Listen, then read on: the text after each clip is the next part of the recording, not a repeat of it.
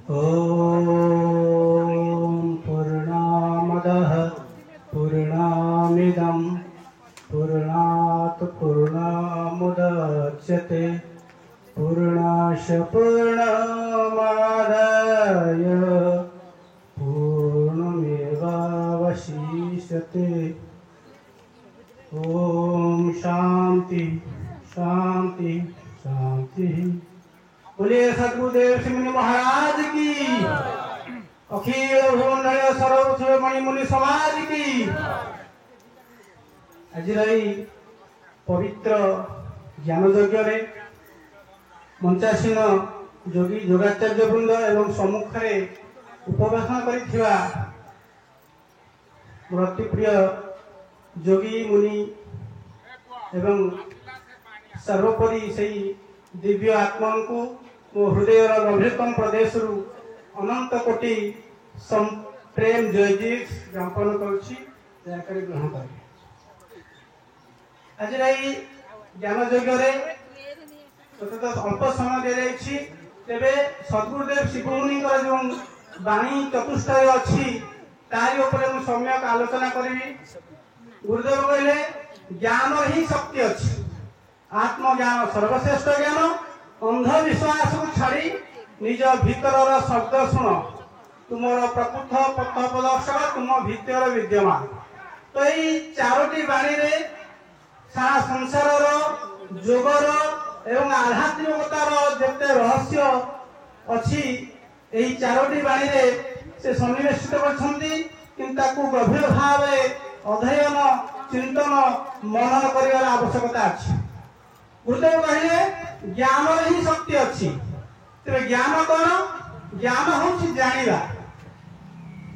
प्रथम मनीष तो जात हुए से तार भितर जानिबार शक्ति उद्रेक होता है।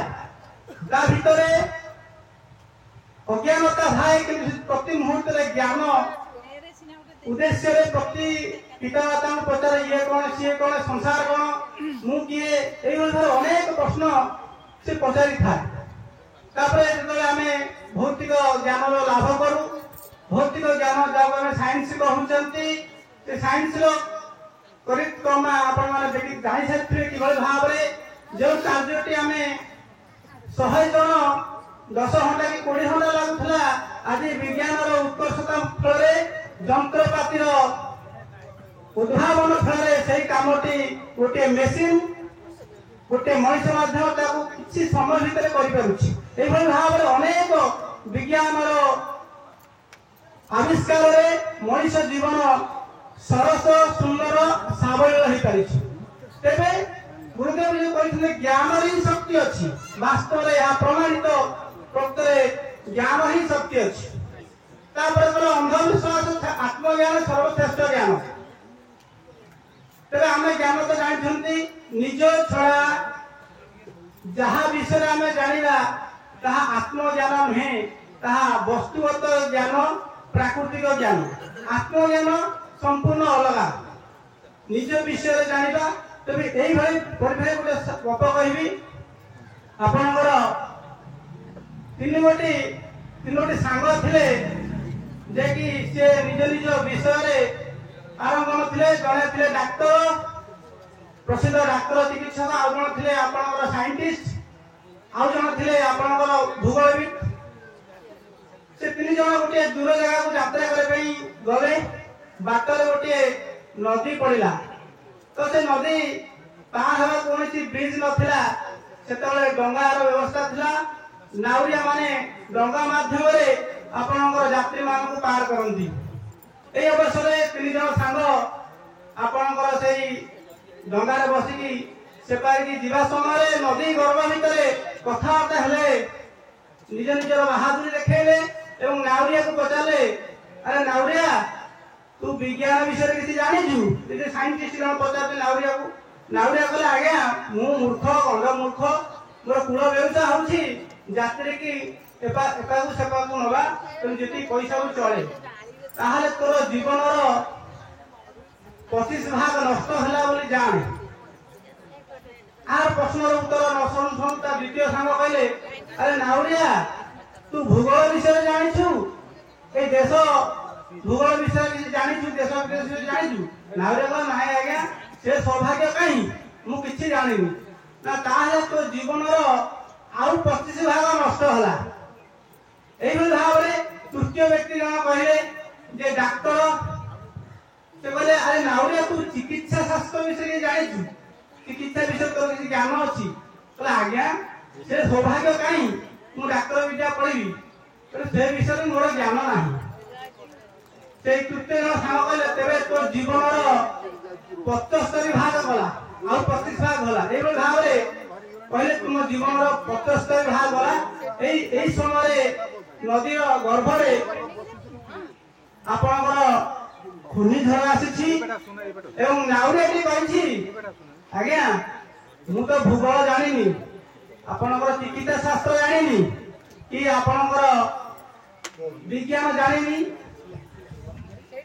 मोर 50 भाग जीवन नष्ट होइतला किंतु वर्तमान मोर आपन को प्रश्न आपण पहरा शिखिछन कि से तीन जन परस्पर मुह को चाहिले कहले ना आमे पहरा शिखिनु ना तेबे आपनकर संपूर्ण जीवन नष्ट होला बोली जानो एहा कहि नाउरेटी कात छाड़ी गंगा छाड़ी नदी गर्भ को डेई पहर की जीवन बंचला कहबार तात्पर्य नाउरियार निजको रक्षा करिवार ज्ञान थिला किंतु सेही तीनोटी बंधुंकर बाह्य ज्ञान थिला निजको रक्षा करिवार ज्ञान नथिला तो एई हउनी मूल कथा तो आत्मज्ञान होछि निजको सबु परिस्थिति रे सबु समस्या किभल भाव निजको आपण सुरक्षित भाव निजको मुकुळै पारिबे उद्धार करि पारिबे प्रत्येक जीवन रे आसुथिबा समस्या सहित लड़ी पारिबे ताहा होछि आत्मज्ञान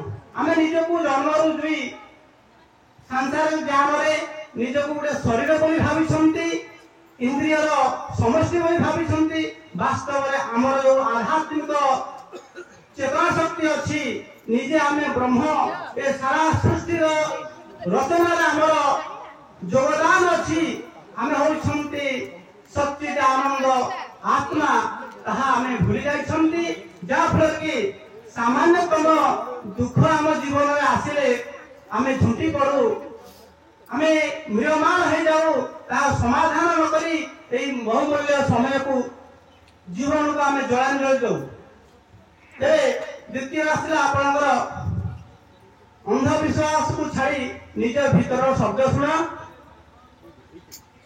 तेरे समय तो बहुत हेलानी भीतर शब्द शुणिया कथा गुरुदेव कहछंती तेरे भीतर शब्द शुणिया कथा ही कहछंती शब्द अनुसार कार्य करिया कथा कहिनांती तेणु गुरुदेव इंगित होउछि आपनक भितरे प्रति मुहूर्त रे जो 6 कोटी शब्द आसुछि काम क्रोध लोभ ईर्ष्या द्वेष अहंकार मद मात्सर्य एई भली जो काम वृत्ति क्रोध वृत्ति आसुछि ताकू यदि आपण द्रष्टा भाव रे साक्षी भाव रे अनासक्त भाव रे वैराग्य भाव रे अवलोकन करि पारिबे देखि पारिबे तार द्रष्टत्व लाभ करि पारिबे तेबे ही आपण भितर सेही गुरुंकर सृष्टि हबो तेबे ही आपण प्रकृतरे भीतर शब्द सुनिले जो दर्शन शास्त्र कथा कहछि आपनकर द्रष्टा दृश्य